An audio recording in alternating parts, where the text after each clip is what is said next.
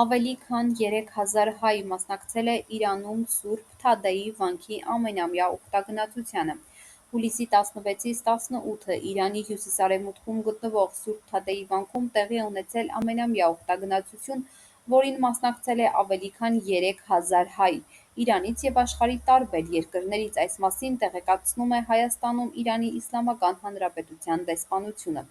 Սուրբ Թադեի վանքը, որը համարվում է աշխարհի ամենահին քրիստոնեական սրբավայրերից մեկը, ամեն տարի դառնում է հազարավոր ուխտավորների հավաքատեղի։ Տարբեր երկրներից ժամանած հայ հավատացյալները մասնակցել են Սուրբ Պատարագին, աղոթքներին և եկեղեցական մյուս արարողություններին՝ պահպանելով դարավոր ավանդույթը։ Ուխտագնացության ընթացքում հավատացյալները հնարավորություն են ունեցել ոչ միայն մասնակցելու հոգևոր արարողություններին, այլև հանդիպելու տարբեր համայնքների ներկայացուցիչներին, ամրապնդելու համայնքային կապերը և հաղորդակցվելու իրենց ազգային ու քրիստոնեական արժեքների շուրջ։ Ատրպատականի հայոց թեմի առաջնորդ տեր Գրիգոր արքեպիսկոպոսը, դիմելով ներկաներին, ընդգծել է այս տարվա ուխտագնացության գլխավոր պատգամը խաղաղության և համերաշխության հաստատումն է։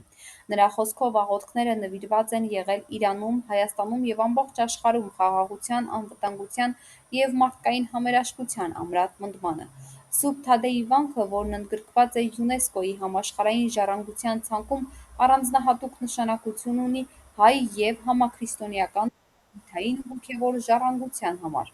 Ամենամյա ուխտագնացության ոչ միայն կրոնական կարևոր իրադարձություն է, այլև խորհրդանշում է հայկական համայնքի միասնականությունը, հավատքի պահպանությունն ու բազմադարյա ներկայությունը Իրանում։